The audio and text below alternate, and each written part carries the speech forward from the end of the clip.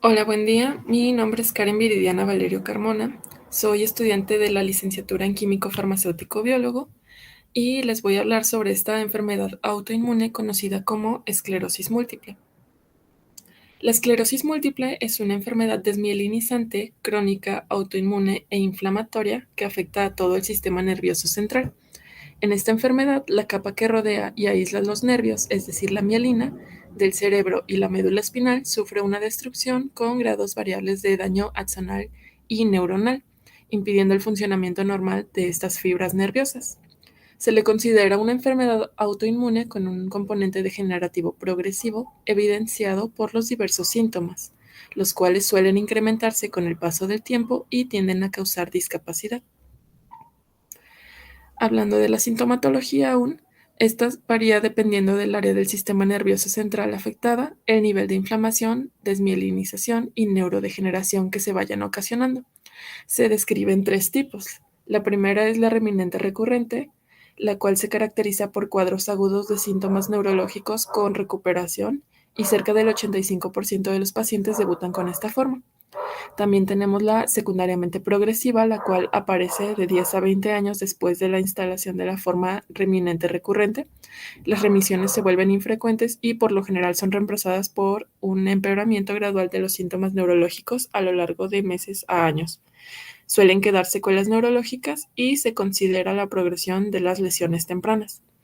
Por último, la primariamente progresiva, de la cual solo el 15% de los pacientes con esclerosis múltiple se presentan con síntomas neurológicos progresivos y graduales, sin remisiones desde el inicio. Generalmente los síntomas son mielopáticos. Esta enfermedad constituye la principal causa de discapacidad neurológica cuya razón no es un traumatismo entre los adultos jóvenes. Es frecuente entre sujetos de 20 a 50 años y la edad promedio para la aparición de los primeros síntomas es a los 29 años. Suele afectar más a las mujeres y la prevalencia en Latinoamérica es de 2 hasta 13 casos por cada 100.000 habitantes. Aunque se desconoce su etiología exacta, se teoriza que resulta de la acción de factores ambientales sobre una predisposición genética. La susceptibilidad genética más importante se relaciona con los genes del complejo mayor de histocompatibilidad, dentro de los cuales se han encontrado 32 genes asociados a la enfermedad. En cuanto a los posibles factores ambientales, se relaciona con la infección por el virus de Epstein-Barr, la exposición a la luz solar y una baja tasa de vitamina D, y el tabaquismo. En cuanto a sus mecanismos inmunológicos, esta fisiopatología está determinada por el daño a la vaina de mielina que rodea y protege los axones del sistema nervioso central, esto inducido por células T autorreactivas. Las enfermedades neuroinflamatorias, como la esclerosis múltiple, se presentan cuando los leucocitos periféricos migran al sistema nervioso central y liberan ciertas citocinas, como pueden ser la interleucina 1, interleucina 6, el factor de necrosis tumoral, los cuales actúan sobre células residentes del sistema nervioso central, por ejemplo, la microglia, para producir más citocinas y así perpetuar la inflamación. En esclerosis múltiple, las citocinas favorecen el perfil efector de Th1 o Th17, provocando inflamación, daño tisular y deterioro neurológico. En esta imagen podemos apreciar de manera un poco más gráfica el curso de los mecanismos inmunológicos de la enfermedad, en el cual vemos que, en presencia de un microambiente favorecedor, es decir, con factores genéticos, hormonales, infecciosos, etc., se aumenta la proliferación de linfocitos autorreactivos que producen anticuerpos o activan células T citotóxicas antígeno específicas. Entonces, las células dendríticas inician y dirigen a las respuestas inmunes innatas y adaptativas que promueven el desarrollo de células efectoras Th17 y Th1, productoras de citocinas que actuarán sobre células residentes del sistema nervioso central, que desencadenarán la neuroinflamación. Podemos ver en la imagen algunas citocinas importantes, como la interleucina 17, que actúa sobre células estromales y endoteliales, astrocitos y microglia. Destruyen la integridad de la barrera hematoencefálica, permitiendo la migración de leucocitos al sistema nervioso central y desencadenan el proceso inflamatorio. También los astrocitos que responden a la interleucina 17 mediante la producción de quimiosinas atraen a neutrófilos, los cuales colaboran activamente con el daño tisular. De igual manera se encuentra el interferón gamma, el cual tiene propiedades pro y antiinflamatorias que parecen depender del microambiente, y específicamente en esclerosis múltiple ejercen un efecto predominantemente inhibitorio en el sistema nervioso central y excitatorio en la médula espinal. Algo importante a notar aquí también es la presencia de macrófagos. La liberación de citocinas proinflamatorias activa los macrófagos, que son las células que dan inicio a las lesiones en la esclerosis múltiple. Estos fagocitan la mielina, promueven la desmielinización, activa, activa por secreción de citocinas, radicales libres de oxígeno y enzimas proteolíticas. Una de las citocinas que producen son el factor de necrosis tumoral, que de igual manera posee funciones pro y antiinflamatorias. Pasando al diagnóstico, debemos destacar que hay una regla básica para el diagnóstico de esclerosis múltiple, la cual dice que se deben cumplir dos condiciones. La primera es que existan pruebas objetivas de al menos dos áreas de pérdida de mielina o lesiones de desmielinización, las cuales deben aparecer en dos zonas neurológicas distintas y separadas en el tiempo. La segunda es que se hayan descartado objetivamente el resto de enfermedades que puedan causar síntomas neurológicos similares.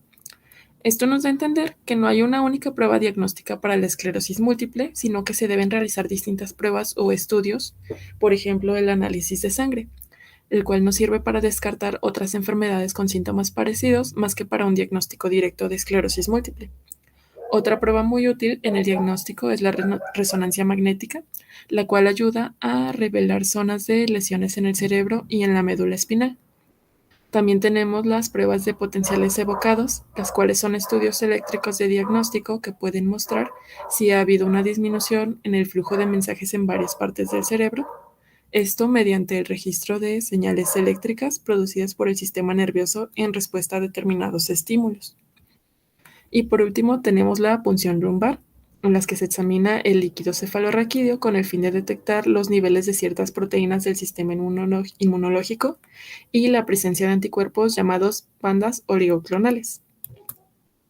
Las bandas oligoclonales de inmunoglobulina G son alteraciones inmunológicas de gran utilidad en el diagnóstico, ya que indican una respuesta inmune en el sistema nervioso central y se encuentran en el fluido cerebroespinal del 90 al 95% de las personas con esclerosis múltiple.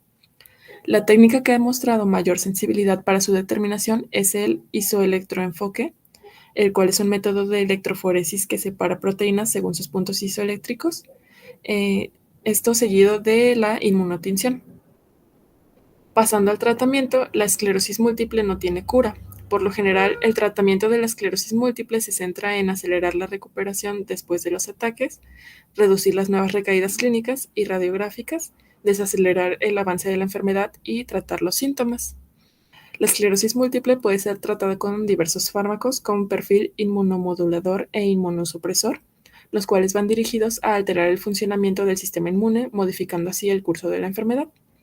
Algunos ejemplos de estos fármacos son el fármaco de interferón beta, los cuales son medicamentos que incrementan la expresión de células antiinflamatorias y disminuyen la expresión de citocinas proinflamatorias. Este tratamiento es efectivo para reducir los ataques en la forma reminente recurrente y para ralentizar la progresión en la forma secundaria progresiva. No se conoce con precisión el mecanismo de la acción del acetato de glatiramero, pero se cree que actúa como un péptido que mimetiza a las proteínas base de la mielina, provocando un efecto inductor de los linfocitos T supresores deficitarios en la esclerosis múltiple e inhibiendo el efecto de los antígenos antimielina del sistema nervioso central, al inhibir el efecto de los linfocitos T autorreactivos. La teriflunomida es el metabolito activo de la leflunomida, la cual tiene actividad antiinflamatoria, antiproliferativa e inmunosupresora. Este fármaco ofrece una moderada eficacia en prevenir recaídas y acumulación de lesiones en esclerosis múltiple. Por último, el dimetilfumarato, el cual de igual manera se desconoce su mecanismo de acción en la esclerosis múltiple, pero parece estar relacionado con la activación del factor nuclear 2, que da lugar a la transcripción de genes de defensa frente al estrés oxidativo, y debido a esto tiene un efecto antimodulador y antiinflamatorio. Aquí tenemos la bibliografía consultada para esta investigación y pues muchas gracias por su atención.